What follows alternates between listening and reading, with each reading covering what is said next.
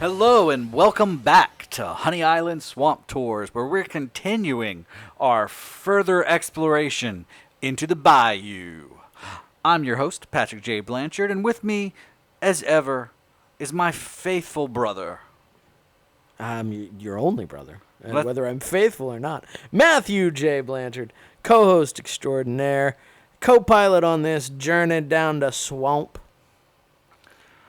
Yep, here we are again. It's Another hatchet. It's another conversation. hatchet. Yep. There's some cool stuff about this one. Sure, there is. There's always some cool stuff about these movies. I just don't know that the cool stuff always outweighs the rest of the movie. It's not as insightful No. as our No. production notes on both Fridays and Nightmares. Well, I mean, there has to be a production to take note of. Sorry, that was a little catty, and I apologize, Adam Green. I'm not knocking what you wrote. I am knocking what you wrote. What's interesting about this one is it was the first time a horror movie was released unrated Yes. in a national chain Yes. since the 70s. But it was only released in one theater chain. Yes. So that's important to note. In his Never battle- saw this at a Regal cinema. in his Never saw this at a Cinemark? Cinemark. Yeah, that's the one I was looking for. Yeah, you never saw it at a Cinemark. Nope. This one was trumpeted Yes. by AMC. Yes, indeed. Adam took it to the MPAA, and they wanted a lot of cuts on this one. And- Really? Yeah. No shit. And this one, I mean, Yeah, this one's it's- pretty fucking gory. I it- can it is, understand. yes. And but he wanted his fans to see his vision, and AMC went along. Right. Released unrated for a weekend, and then they pulled it because it was just too much. Well, I mean, isn't there the story that like somebody passed out watching it? See, I don't know. I It's a lot of that's apocrypha. that's what I was going to say. I'm sure. Just like I believe that it's probably apocryphal that there is a cast member. Not a cat. It was a crew member who quit after the first day of filming because of moral concerns. Yeah, I don't see that. There's nothing that immoral about this It's- movie. I it's- mean, it's it's you just know, I mean, it's not a gory. good movie. It's just gory and gross. maybe that's why. Maybe they were like, I'm morally opposed to terrible movies. But this one was released in 2010. Yes. Had its weekend, and then moved on to Blu-ray, DVD, Netflix. It had to be edited for Redbox. Redbox refused to put out the unrated version, That makes some sense. and Adam did it. Cut out 2 minutes of footage. So the people who watched this on Redbox saw 2 minutes less than I saw. Yep. Other people saw like 97 minutes less than I saw.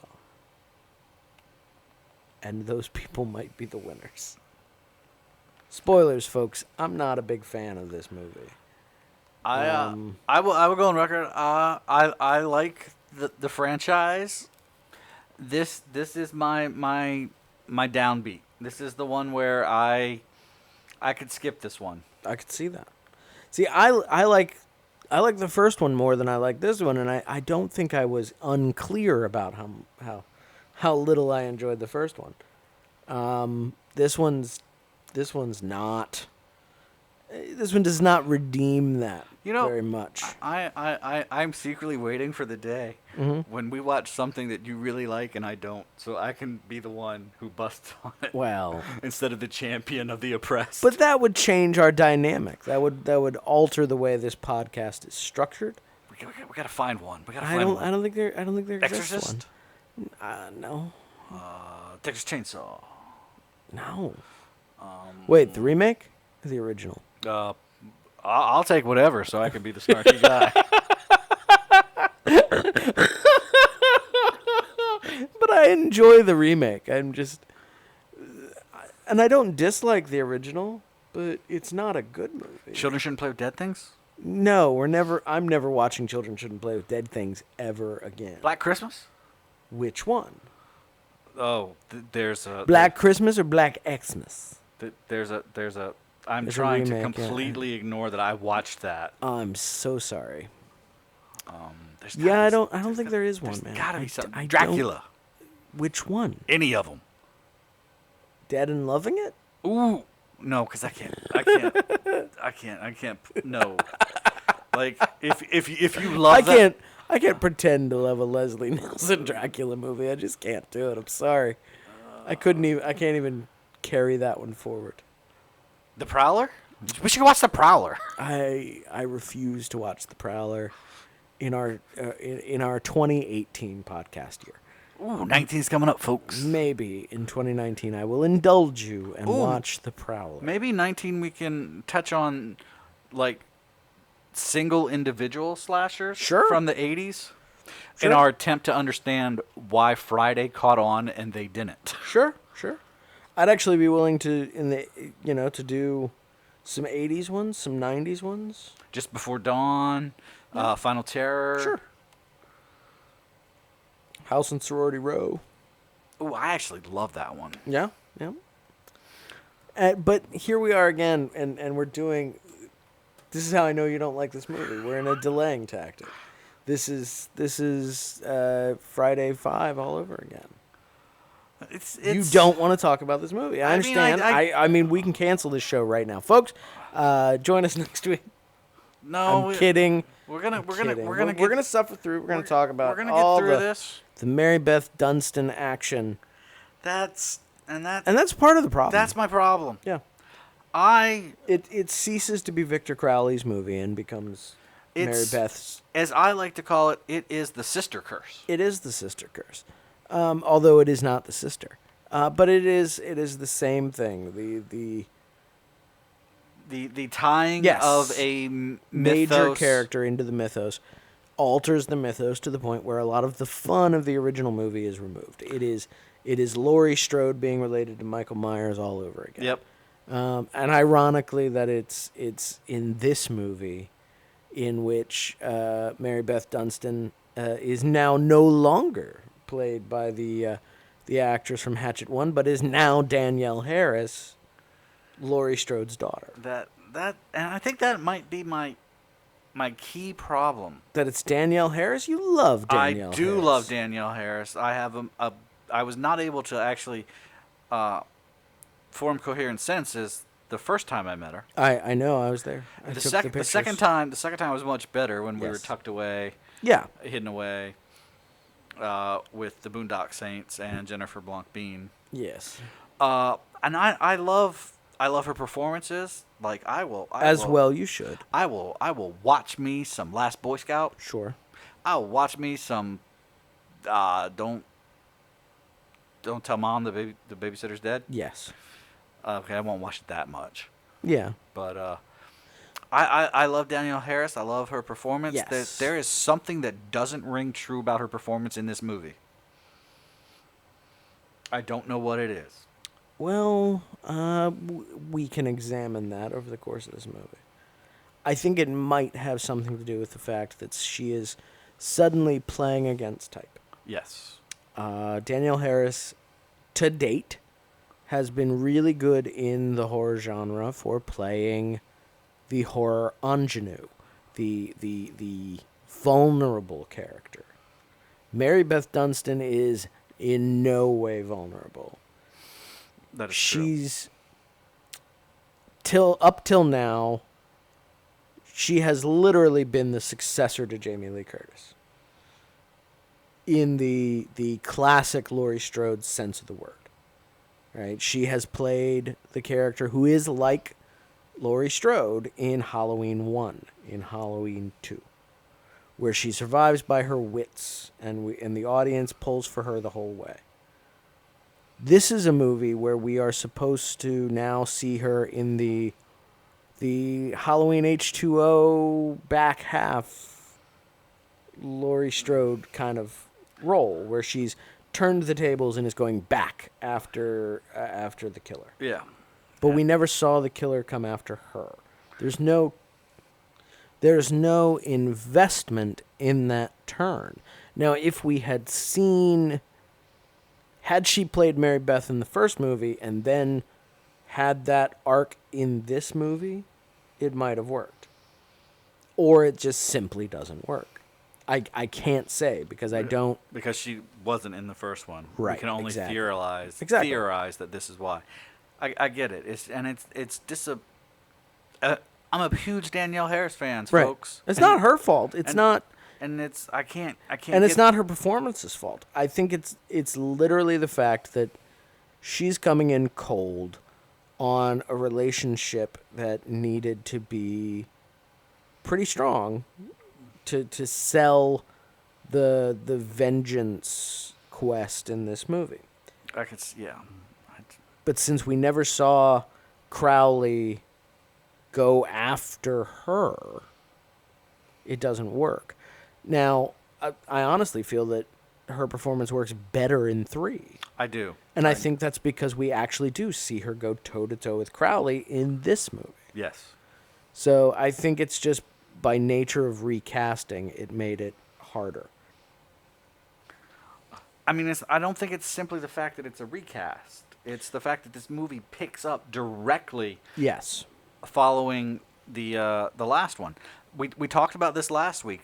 Like, the movie ends abruptly, Right. with Crowley struggling with Mary Beth. Yes. You fully expect that Mary Beth is dead. And then when we come back to it, it's not that actress. It's now suddenly Danielle Harris, and all the stakes have changed. But the action is continuing from Right. moment to moment. Exactly. It's not, but it's not a seamless transition. Yeah. Because they are literally two different performances. Danielle's Mary Beth is not the Mary Beth of number 1. No. In any respect. So I mean, yeah, I think it's fine, but I think that's where a lot of the problem comes from. Yeah, well, I think it's the 1-2 combo. It's Right. the fact that she hasn't earned it Yeah, because the preceding actress had, and then it's an immediate pickup. it is. It is. Like, if time had passed, if there had been something else, Sure. maybe. That would allow her to make it her own before Yeah. the meat of it really gets going. Yeah, that would be fine. Okay, so I guess we might as well just dive right in with. Well, first off, do we have any information? Why was Mary Beth recast? Do you know? I haven't been able to suss out. Okay. I didn't do.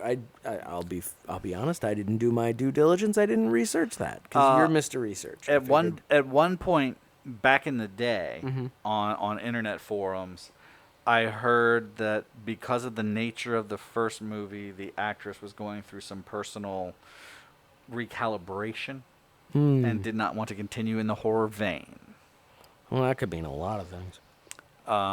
There was a lot of speculation about that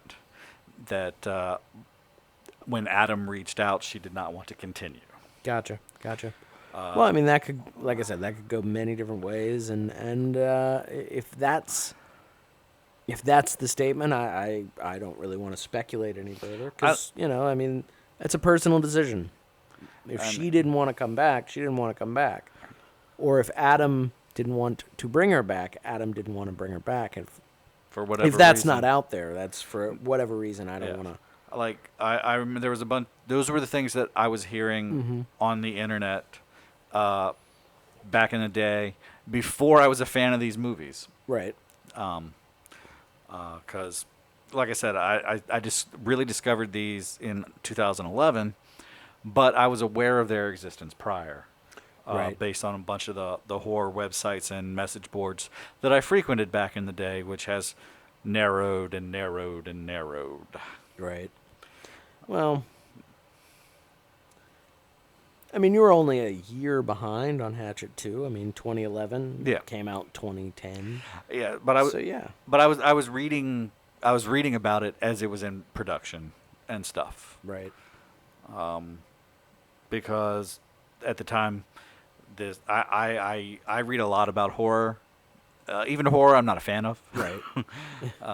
Just because I fully appreciate the genre and want it to continue, even when I personally don't agree with it. Right.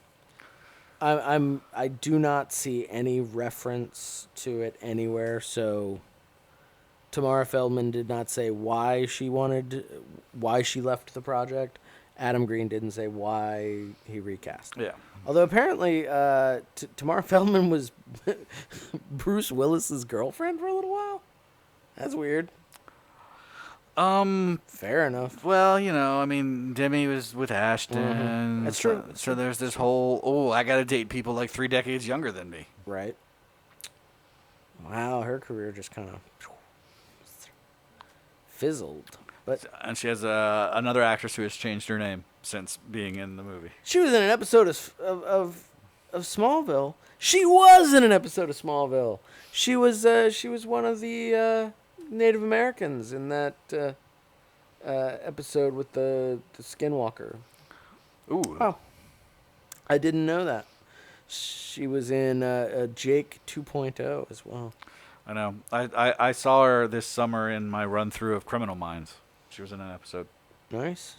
All right. Well, but that's enough about an actress who's not in this movie, who played a role that does survive into this movie because Mary Beth survives Hatchet. My note says Mary Beth survives Hatchet by being recast as Danielle Harris in Hatchet 2. That's how she survives. Mine picks right up from the end of Hatchet, and Danielle Harris is now Mary Beth. Huh. And she manages to get back into the water. Yes. And she's swimming away, and then a hand just grabs her and yanks her out of the water. And that hand is obviously the dangerous hand. It's Jack Cracker! Yay, Jack Cracker's back! Yay! But we see him up close this time. Yes. We never actually saw Bickler, because as we said last week, folks, Jack Cracker is played by John Carl Bickler, who is a special effects legend, the director of Friday the 13th Part 7. Amazing horror icon behind the scenes. We never saw him in a close-up last time. We never saw him in a close-up. So, of course, we see him this time, and of course he's in a prosthetic. Of course. He's got a clause in his contract. Right? He's got a droopy eyelids, and some scarification. And he finds this girl in the bayou and takes her back to his cabin because he's got to get this girl to safety, and he starts asking the girl questions. I'm trying to get her to drink piss. Yep, trying to get her to drink some pee. Because that joke is back, folks. He drinks his own pee. Yay, this joke is continuing. And it turns out, of course, that as he's getting information from her and finds out who she is, He freaks out. he freaks fuck out and tells her to get out of his cabin. Pulls a gun on her and is like, all right, go that way. I keep myself to myself, and I don't have any problems. So obviously there's some sort of connection between Mary Beth Dunstan and Victor Crowley. And Jack Cracker refuses to tell her what that connection is and says she should go talk to Reverend Zombie. So she does. This is where we're going to get our requisite nudity, folks, coming up in a second. Well, before we get there, we do get the death of Jack Cracker. No, we get nudity, then death. Because he watches the found footage. Oh, the found footage film. Yeah. Yeah, I thought you were talking about the Danielle Harris shower scene. No. Because that's later, man. Like, your timeline's way screwed. No, this is when he found Doug Shapiro's camera. He did find Doug Shapiro's camera, and he is looking at all the footage, because Doug Shapiro is not actually Doug Shapiro. Doug Shapiro. We didn't talk about this last week when we were doing Hatchet 1. We discover that the pornographer played by one of the Murray brothers as Doug Shapiro is actually a teacher. Yes. With a different name entirely. And rather than just buy porn, he pretends to be a professional pornographer to get girls to pose naked for him so he can have a recording of... Just buy porn, man. But what we do see is we see some gratuitous tit shots of characters we'd not been introduced to, and the two that we've seen, and one who is a familiar face to Holliston fans, as Laura Ortiz shows up as a character named Rose. A young 14-year-old who is like trying to get this perv away from her. Yes. Folks, the nudity in this bit goes on for fucking ever. It does. It goes on way too long. But it gets it out of the way. I mean, that's literally what it is doing.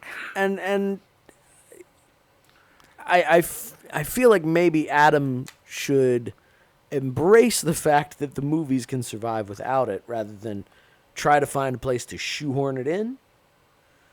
But whatever. It's his movie. He can do what he wants. And immediately after that, we do get the Jack Cracker kill, which is just so over the top. Oh, but God. It's so fucking cool. So Crowley kind of snatches into Jack Cracker's gut and gets a hold of his entrails. And Jack Cracker runs away. I'm not sure which intestine it is. Right. I just know that as Jack Cracker runs away, like, it is pulling out of his body for a ridiculous amount. Long period of time. Until he is yanked backwards by this entrail that is coming out of his stomach. And then it is wrapped around his head and pulled taut. He's garroted with his own intestine until his head pops off. Until his head pops off. Like, it's like popping the head off of a dandelion. Exactly. Now, the thing that... Okay. I don't know Adam Green very well. You have delved into his oeuvre far more than I have. I know him mostly from Holliston and the Hatchet movies. But having watched all the Hatchet movies, what I can say is the level of fucked up creativity that goes into one of those kills is not what went into this. I believe this is pure John Carl Bickler. I believe Bickler came up with this. This is the same mind who comes up with the idea to trap a camper in a fucking sleeping bag and slam them against a tree multiple times. Yes. This is pure Bickler. I guarantee it. I mean, I want to give Adam credit for this one, but I know better. Like this. I mean, this doesn't match what's in the rest of the movie at all. No, and it's so ridiculously over the top. Yes. That it is. God, it is just awesome. Oh, it's hilarious, and I feel like that's the moment where I'm like, okay, this is Bickler's show. Like, Adam was just like, all right, you're John Carl Bickler. How do you want to die? And Bickler was like, I got it right here. This is what we're gonna do. This is what we're going to do. And they did it, and it was fucking hilarious. Well, he's like, this is a sort of kill I've always wanted to do on screen. Right? And fair enough. It works. All right, so then we do our smash cut to our wonderful industrial metal montage as Mary Beth goes back to Reverend Zombies, where we get a continuation of the Adam Green storyline. As Adam Green, who, as we left him in Hatchet 1, went off with the rest of his friends to continue drinking. Because it's Mardi Gras. We see him leaning on a building directly in Mary Beth's flight path, throwing up violently. And that is the Hatchet II appearance I feel like Adam Green. I'm missing out. I want the character-driven movie of what's going on in his world. I don't think he's having a good time. I don't think that's a movie any of us want to see. Like vulgar? Like, right? Yes. Ugh. Okay, but Mary Beth does make it to Reverend Zombie's. She goes inside. Well, she tries to get his attention, and he tries to shoo her away, just like he did Ben in the previous movie. Like, I'm closed. Yeah. I'm shut down. And she's like, no, I need to talk to you now. And so he lets her in, and on the TV, there's some stuff going on, which you can fill us in on that. And I will talk about an advertisement on the countertop. On the TV, there's a girl who has just been rescued off of a ski lift, who's being interviewed, saying she's never gonna fucking ski again. This is a character from Adam Green's movie Frozen. It's one universe. It's not just Frozen and Hatchet that are indeed one universe, because sitting on the countertop is an advertisement for a Halloween pumpkin carving tool. That is one of the Aries Scope Halloween shorts, the Jack Chop. The Jack Chop, which is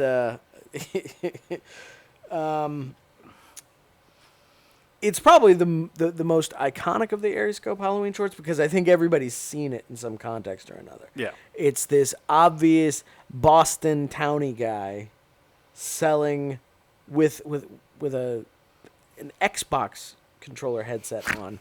Yeah, boss. Yeah, boss. Get yourself some strawberry quick. Call it a day. Selling this tool to carve your pumpkins with, and getting progressively more and more fucked up as he cuts his own tongue off. Like, I think everybody's seen this, or I don't know about everybody, but it has shown up in a lot of people's Facebook feeds. Yeah. In the Halloween season. It's part of Arioscope's Halloween shorts. Yep. They do them every year for Halloween. This is the 20th anniversary, in fact, this year coming up. Yep. If you want to go check them out, go to arioscopepictures.com or arioscope.com. I can't remember which. But look it up. They're all on the site. You can watch them. Other notables, the Michael Myers driving instructor video.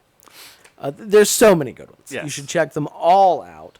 But anything involving Nicolo, the character, is amazing. Yeah, boss. Yeah, boss. Played by the actor Paul Solet, who is actually a writer for the History Channel and the Discovery Channel.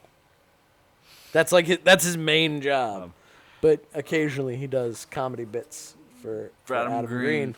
And they get placed in Adam Green movies, so Adam Green can make a shared universe out of everything he's got.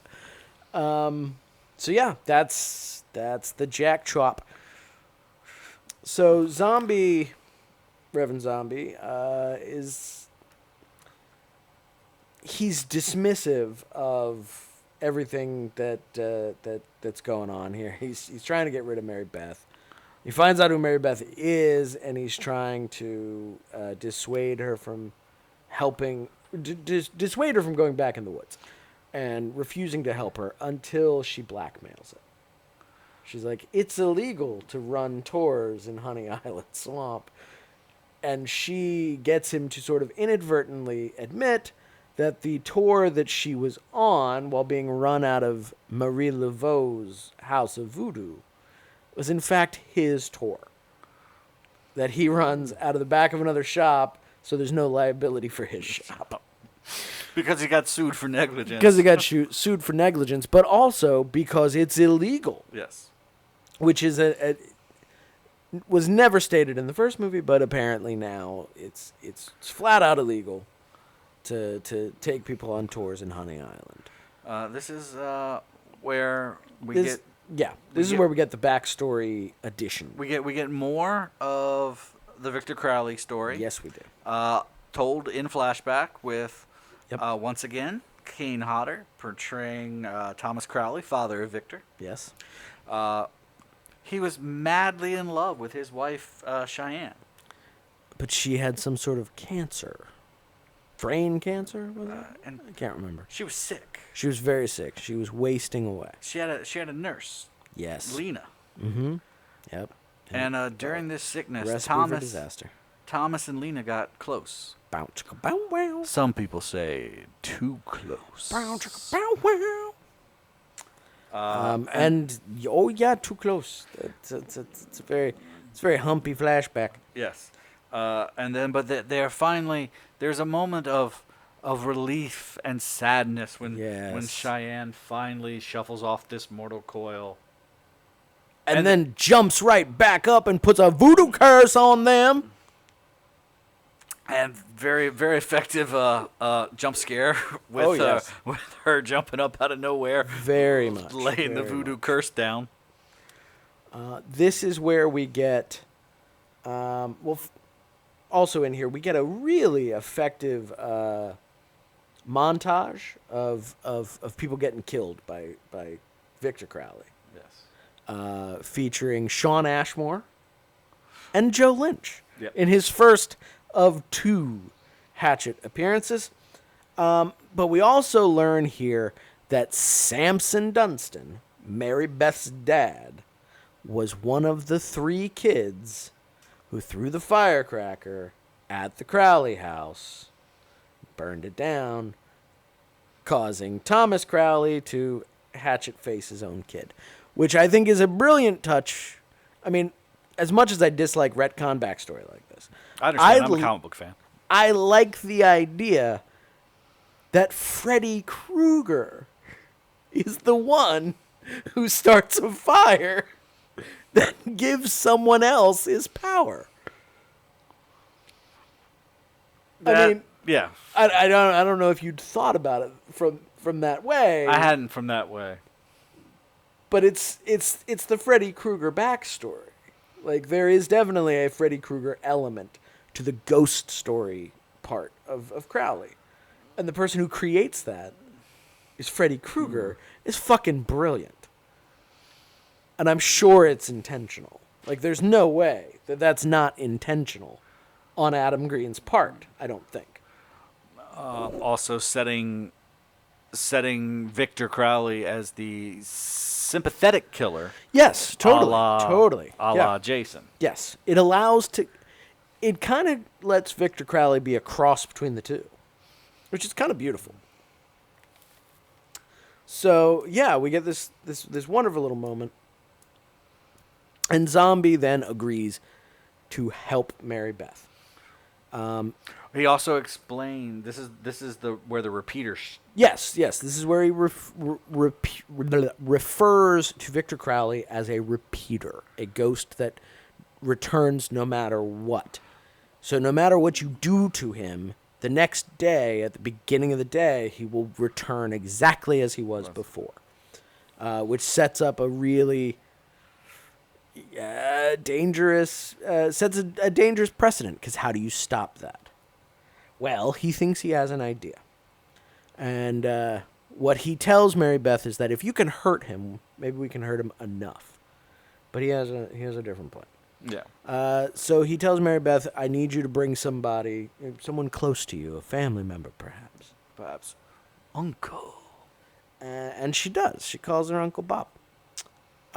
She goes off to get Uncle Bob and get showered, and she's supposed to come back at like 2. And then Zombie calls for someone named Justin. And Justin comes down the stairs. And Justin is Perry Shen. Holy shit! Perry Shen's back. And not only is Justin Perry Shen, Justin is Sean, Perry Shen's character in Hatchet 1's twin brother. Oh, this is that brother that he mentioned got him that job when he came down from Detroit. Yep, his brother, who seems to be trying to look out for his brother in this movie. And Justin gets sent off to gather a team of hunters to try to take down Victor Crowley. Pretty straightforward. Yeah. Uncle Bob shows up to talk to Mary Beth. He doesn't really agree with this. He doesn't like the idea. He even, outright mocks Reverend Zombie. Reverend Zombie's an asshole. And Reverend Zombie's not his real name. So the hunters all assemble at 2:00 at Reverend Zombie's.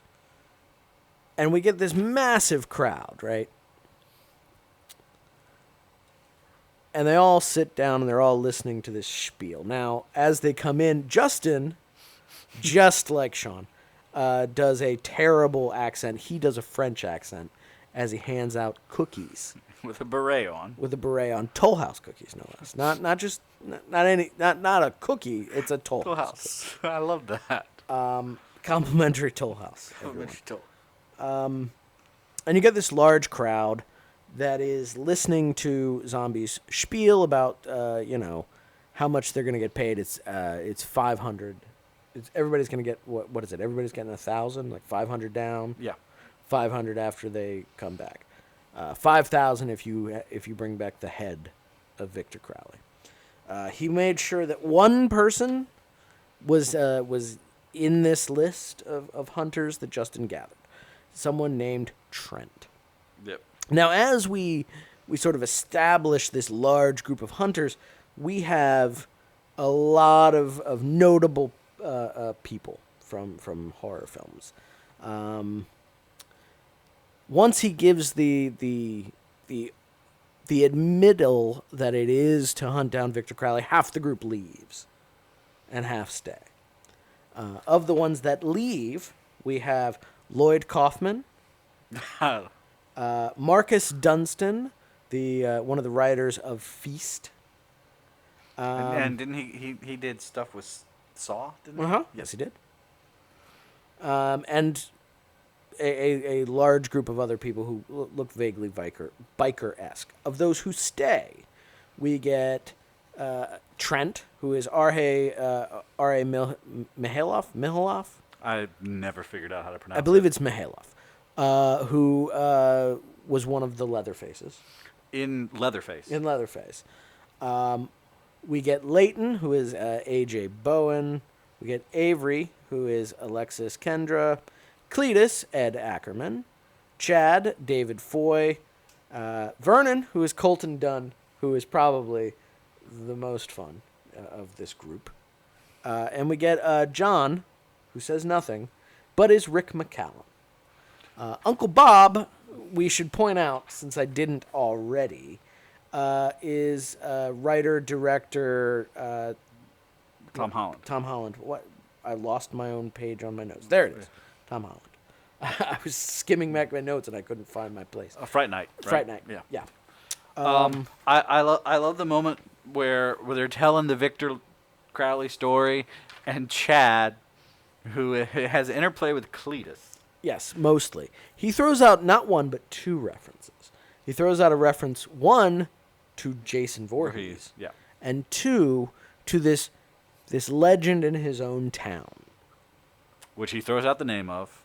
Yes. Which is Leslie Vernon. Yes. A reference to Behind the Mask, The Rise of Leslie Vernon, which is a mockumentary about a film crew following a slasher on the way up. It's a great film. It is. Now, the thing that I enjoy is there's a complete throwaway line about his brother being named Skip. Mm-hmm. Yeah.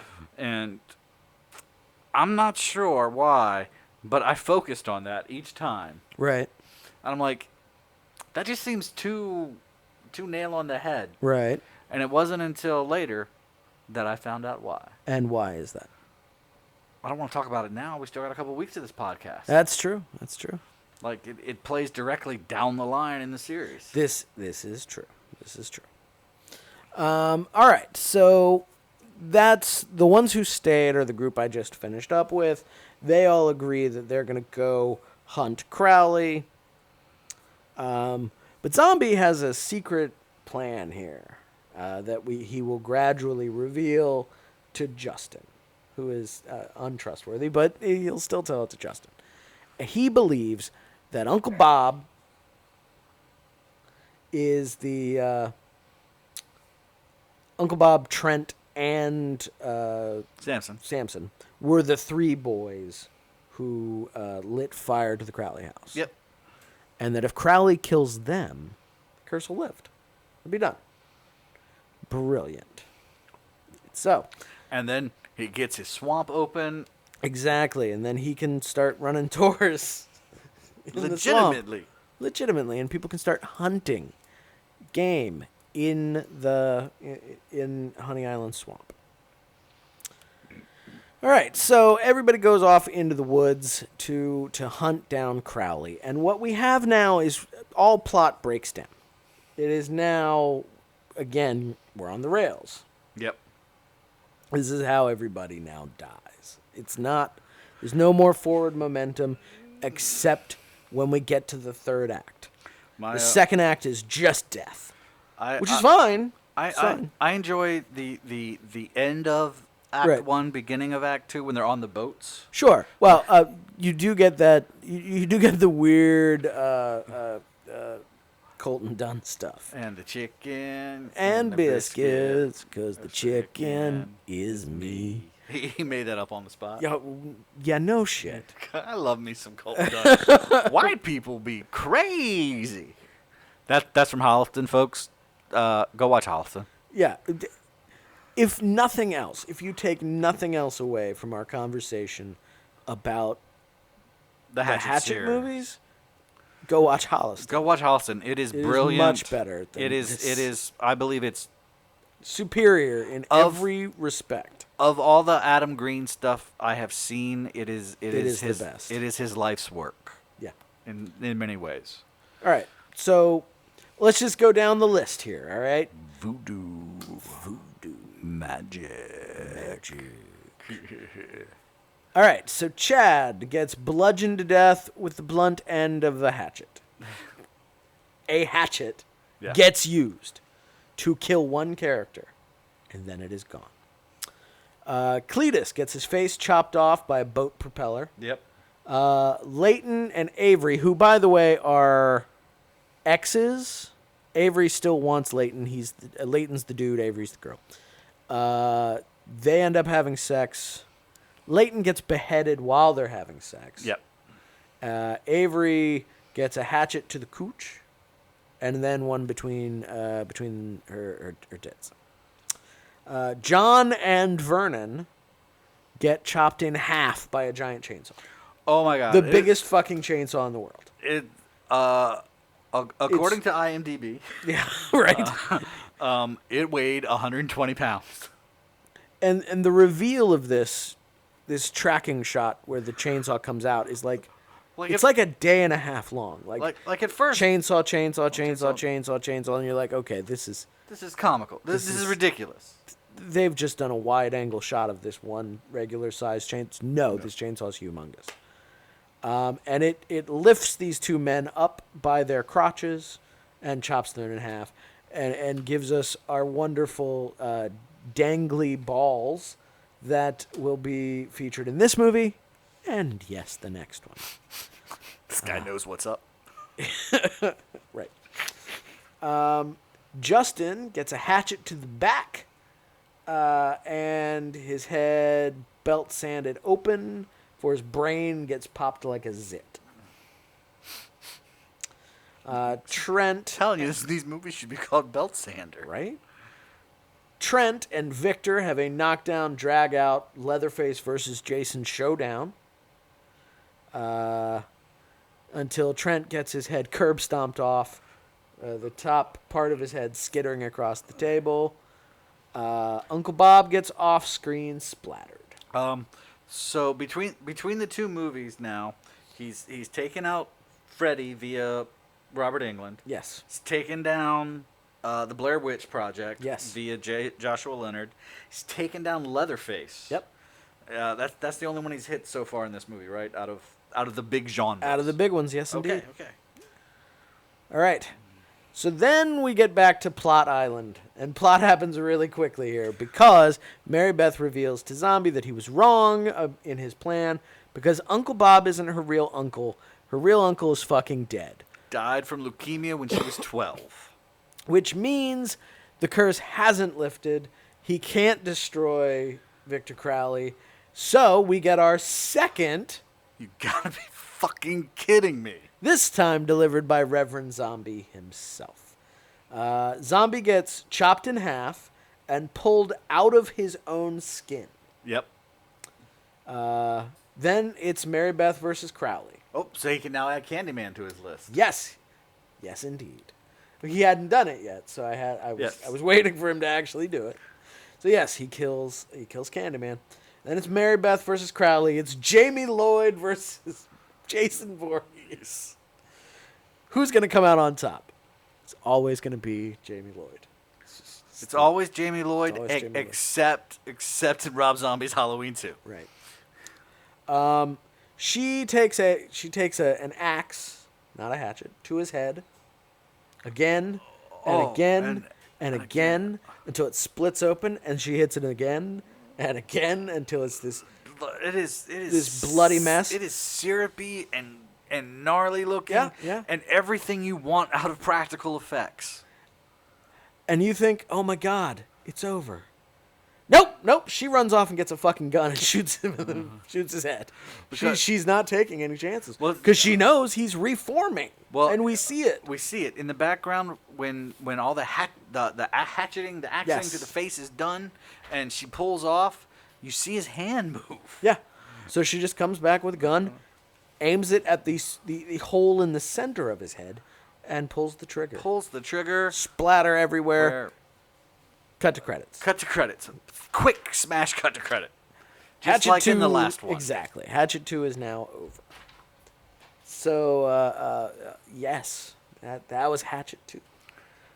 I have some fundamental problems with this movie, beyond the fact that it is simply not good. First off, it's paced terribly. Okay, the first act is a little long. Yep. The second act is a little short. It's like, rather than try to move some of that exposition into the second act, Adam went, no, Act 1 has to be all the exposition so that Act 2 can be all the kills. Yes. And then Act 3 can be, well, one sequence of narration followed by 30 seconds of smashing. So it's paced badly. Also, I have a problem with the visuals. And I said this to you earlier, I will say this again. My issue is it looks like all the dialogue scenes are shot on film. And all the kills are shot on video. It could be the way the film was processed. It could be that the way that they lit the kills, but it looks like they were shot on a different medium. I don't know if they were shot on a different media. I do know that most of the dialogue was shot on locations. Right. The boat scene was an actual location. And all the kills and all the action were shot on a set. Well, I mean, that could be it. You just simply cannot control the lighting on that set as well as you could so you just couldn't match it. But it creates, the difference in the visuals creates what looks to be a completely different medium. It looks like it's home video. It's weird. It's really weird. Tonally, I'm just not a fan of it. It's overly blue. It is overly blue. It is definitely overly color corrected blue. Yeah. Like, it wasn't shot that way. You can tell that it was done post process. I still think visually it is a step up from Hatchet, but narratively it is a step down. And I'm not a big fan of Hatchet, so I mean that's saying a lot. The thing, I don't know. He was shooting this and Frozen at the same time. And didn't he have to? This is a deep pull. This is way back. Didn't he actually have to stop production on this to go tour do the press tour for Frozen. Yes. Yes. Like he shot half the movie, shut down production for like 3 weeks a month, Did the Frozen junket. and then came back. Yes. Like I remember that from Danielle Harris's Twitter Yeah. back in the day. Okay. I don't know why that one popped out there. I don't know why I still know that. Leighton, A.J. Bowen, Yes. he ended up being in Among Friends, which was directed by Danielle Harris, Yes. right around this same time frame. Right. Don't know why I said that. Just there's connections that go on amongst. Yeah, and this opens up doors for, everyone involved in some ways. But yeah, But it's ugh. All right, so best kill. best. This one's kind of hard because everything in this is. I gotta go with Trent. Trent, okay. Just because. See, for me it's either Trent or Jack Cracker. And I think I've got to go Jack Cracker. You gotta go Jack Cracker. Okay. Just because it's such an effects If forward. Well, I mean, yes, but it's so good. it is so good. They both are. They both. I mean, they both are. And the not. Oh, actually, I'm sorry. No, I take that back. I was not giving due deference to the flaying of Candyman, Ooh. which, I mean, it is Candyman being flayed alive. Candyman who flays people alive is getting flayed alive. Yeah. It's in much the way that Freddy is now written to have created Victor Crowley. Reverend Zombie dies the way his own character killed people. So I mean, there's symmetry here. It's a brilliant. Well, Adam knows the genre. It's true. In and out, and what he's going for. He's a big, huge, horror nerd. Yeah. But yeah, I take it back because I was not giving due deference to that sequence because, I mean, he literally pulls him out of his own skin and holds him up upside down, and it looks enough like Tony Todd that I buy it. Yes. So yeah, that's the flaying of the flaying of Reverend Zombie. Worst kill. Worst kill. I really dig the double kills in the Fridays. We talked about this. I am not that big a fan of the double kill during sex in this one. Yeah, it's silly. Both ends of it are silly. That was my worst as well. I was gonna go the same route. I was either gonna go that or the off-screen Uncle Bob kill. Because I mean, and all we get is the blood splatter. So yeah, I just the other one is just so bad that it makes me forget that we get an off. Right. Since off cameras are usually my go-to. Your bugaboo. Yeah, I want to see death. Right. I mean, it is a horror movie. It's only fair. Okay, so that's best and worst. The odd financial corner. What do we got? Well, this is a different. This one's a different experience even than the previous one. Because it was in theaters, but it was only in some theaters. It was only in AMC theaters, and blink and you missed it. Right. Because it was kind of a little longer than a weekend. Right. Okay, like for instance, the 3-day weekend was $52,000. Okay. By the time it was pulled on the Monday or Tuesday after that, so 5 days. Yeah. 62. Okay. That's not bad, but I mean, it's still made enough money to warrant a sequel. Yes, off of once again off of DVD sales, off of streaming, off of cable negotiations. And this one was Redbox. This one got a massive deal with Sci-Fi and USA. I don't know why, but it did. And it got aired on Sci-Fi Channel more than the first one did. So much so that there was a marathon showing of Hatchet II the weekend Hatchet III came out. Okay. Which I remember because I tried watching Hatchet 2 again that weekend. But yeah. All right, so I guess final thoughts on Hatchet. What do you got? This is my least liked one. Yeah. This Yeah. one, it's Which is a shame because I love Danielle Harris, but it's a slog to get through. It is. And it's not a long movie. No, it's like 86 minutes, 88 minutes, something like that. I mean, it's short. Here, come on. It is an 85. It's an hour Okay. 25. Yeah. Yeah. Yeah, and It's bad. I love the way it acts as sort of a love letter to the genre, and I love the cameos, and I think that's awesome. But there's no there. There's no plot there. There's nothing there. Like I enjoy individual moments, Sure. but and the moments that I enjoy are not any of the kills. Right. Really, I mean, we talked about how great they are. No, what I enjoy are the moments like, Perry Shen playing a different version of the same character, trying to con all of the people in that room with a French accent. Or I like Colton Dunn imitating Yeah. imitating Tony Todd To his Tony face. Todd's face. Yeah. Like it's like those are the moments that I enjoy out of this.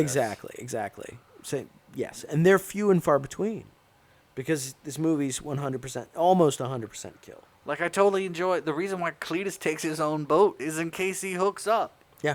Like he states, in case I hook up. Yep. But yeah, overall, this one Is four terrible. movies. This is my downer. I agree.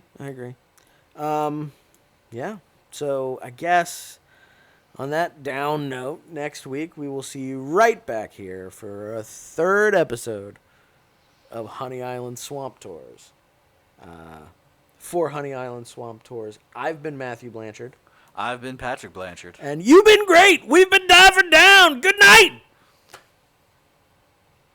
And chicken and gravy and biscuits and chicken and gravy and chickens with the biscuits on the gravy with the biscuits and the chicken wants a biscuit for the